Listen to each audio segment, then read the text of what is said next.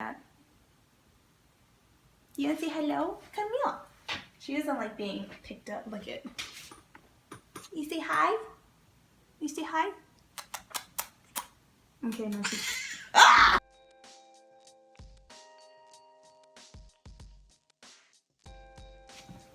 Hey guys, so I am back with another video, and today I want to tell you guys all about my ACL surgery story. Earlier this year, February 2015, I went in and had an ACL replacement surgery. I just want to go through and tell you like how that went, how it happened, all of that, my whole story, where I'm at now. It's been about 10 months since my surgery, so I just want to share my story with you. When I learned that I was getting ACL surgery, the first thing I did was go to YouTube and see if people had anything to say about it, talk about it, you know, what could I have expected. So anyway, I didn't really hear the pop that people say that they hear when they get their ACL torn, ripped, ruptured, or whatever. I just knew this is probably when my knee was in the most pain, and it wasn't that much pain. You know, I didn't really cry, I was just very uncomfortable. So I believe it happened during football practice. We were doing one-on-ones, O-line, D-line drill, and I just stepped the wrong way and my knee gave and I was on the floor. My knee immediately swelled up, and that was that. There was no contact, I didn't get knocked in the knee or anything. It was just literally, I guess, the wrong step, or that was just when my ACL was about done with me. That's how it happened, very uneventful. From there, going to go see doctors and stuff, you know, it wasn't a cut and dry situation. This happened January or February of 2014. I went all the way until September of 2014 before I got like any real answer. But you know, after it happened, I sat out from practice for a couple weeks, and then I was cool. And I went back to practice, and I practiced, and I played in the first game. It was good. By the time the third game rolled around, it was just so unreliable. My knee was totally unreliable. I may or may not have made it through practice. Usually I was good through like the first half of practice, and after that I would just slow down. I would start feeling grinding, pain with my knee, and I would be like, I think it was visible that I was in pain. My coach sat down with me one day after practice and was like, you know what, I'm really worried about your knee. I don't want to put you in this next game and have something really bad happen. And he's like, I don't want you to tear your ACL in the next game, so I'm just gonna have to sit you out. I just knew that my season was over from there. The first doctor that gave me a diagnosis, she told me that she felt like I had alignment issues with my knee, so she sent me to rehab immediately to fix that.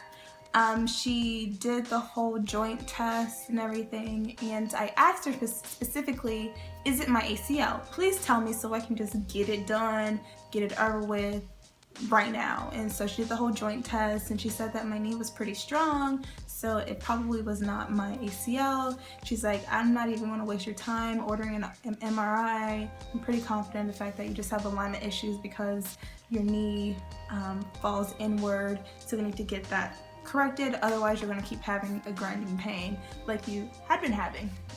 So I was like, okay, cool, whatever. I went to rehab for about 2 months, 8 weeks. Worked on my alignment issues. My knee was feeling better. I was feeling more confident. I was like, okay, well that was easy. That really sucks that I missed out on, you know, half of the season over something that could have been fixed. But you know, it was what it was, and I went about the rest of my year. So the next season rolls around. I'd been working out and getting ready for the next season and everything, and we got through the preseason tryouts, all of that, meetings, blah blah blah, and our preseason starts in December.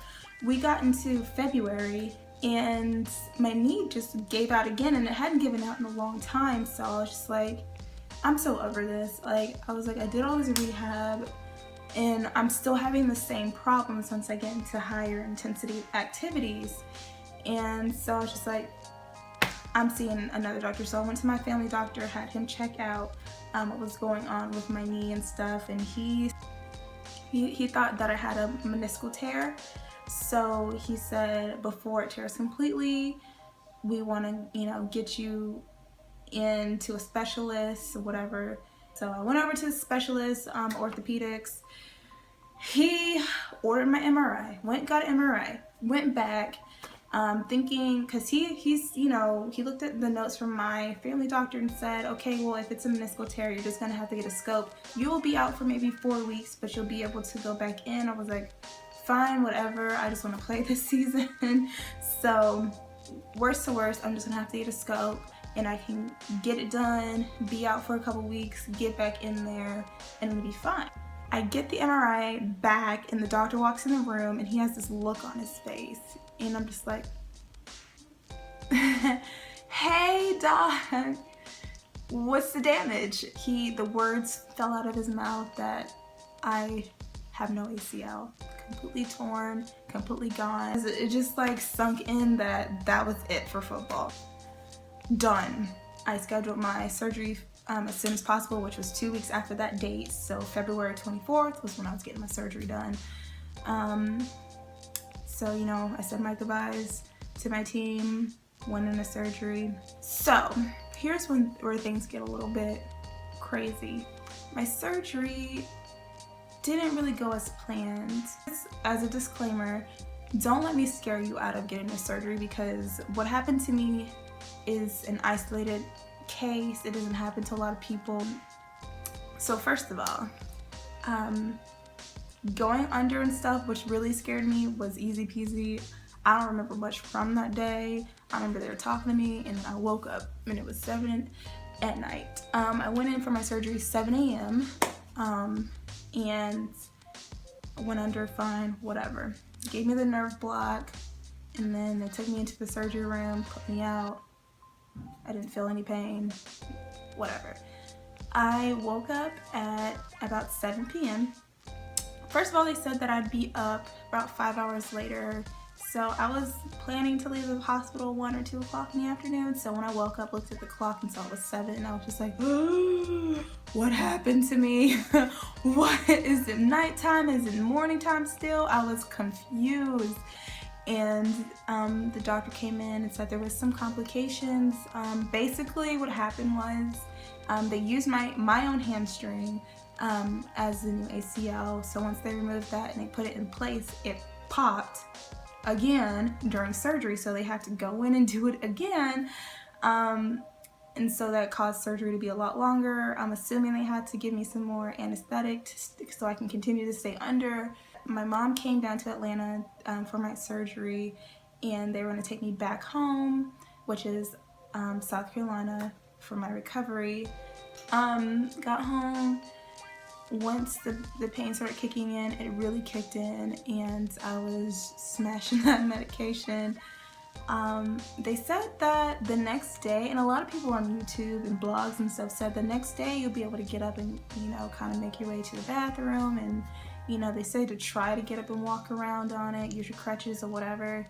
So the next day, I felt terrible. Like I felt like someone had thrown me off the top of a building. I had to pee though, so I, got up, and I remember crying.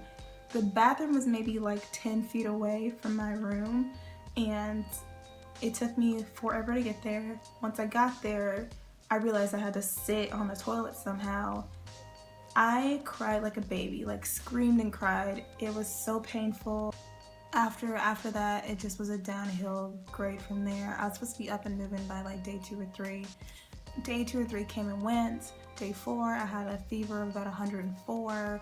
I mean, my body I couldn't hold anything down. I had the worst headaches. It was just, everything was wrong with me. And if I moved my body like a millimeter, it would be the worst shooting pains. So I tried my best not to move.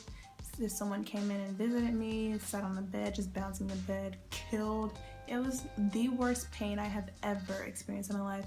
And my ACL didn't even hurt when I tore it. Like, I have a really high tolerance for pain, so I've never felt this kind of pain ever. I called the hospital, I called my nurse, I called my doctor, never could get a hold of him. So that was really reassuring. They basically said, well, we can't really do anything until we can see you to kind of see what's going on. And me being 3 hours away, I thugged it out. I called my aunt, who is also a nurse here in Atlanta. You know, she asked me to take pictures of my incision and everything, make sure it didn't look infected or anything, because once I had a fever of 104, I thought I was just gonna die. And I'm not even exaggerating, I thought I was going to die. It was terrible. So, long story short, I was on bed rest for 9 days. And I remember the only thing I could think was like, I gotta go back to work. I kid you not, the doctor said 1 week out of work, maybe another week on medication, and I'll be fine. This turned into 2 weeks without work, another week on medication. Just terrible. I was on my crutches for like 8 weeks. It sucked. It was terrible trying to carry my body on those. I got good at it after a while though. I worked on my crutches, and my rehab was delayed because of my delayed bed rest and everything. Basically what was to blame was my femoral nerve block. It took weeks for it to wear off, and it's the sort of nerve block that's supposed to wear off just a few hours after surgery. They said along with the other anesthetic it would wear off by the end of that night.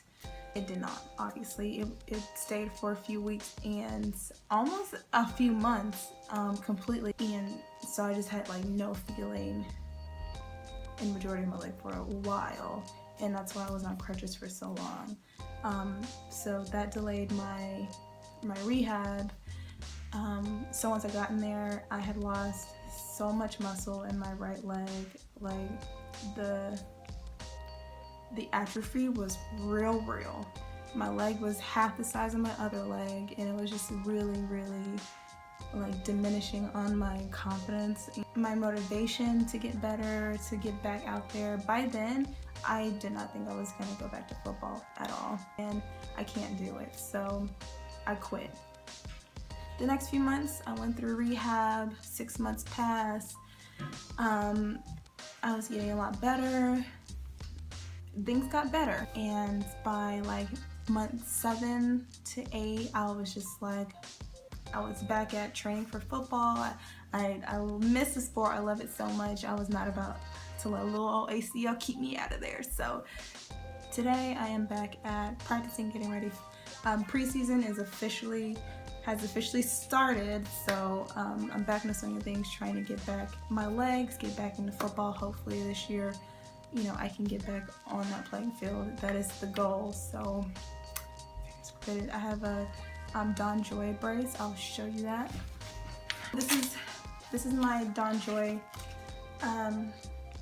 force point. I think it's the female one. I had it painted red, my team colors, candy paint. And it also has the like the ShamWow material to soak up sweat and stuff, and when you sweat it like grips your skin better, so it works out. But yeah, this is what I use at football practice to keep my knee in check, and it works really well, and I will not practice without it. I won't play without it, that's for sure. That is for sure. Yeah, that is my ACL story. If you guys have any questions, if you're about to have ACL surgery, or you're going through any of the steps and you just need someone to talk to, ask questions or whatever, please don't be shy. I would love to help you out, talk to you about it. You know, whatever I can do, leave me a comment and we can talk about it.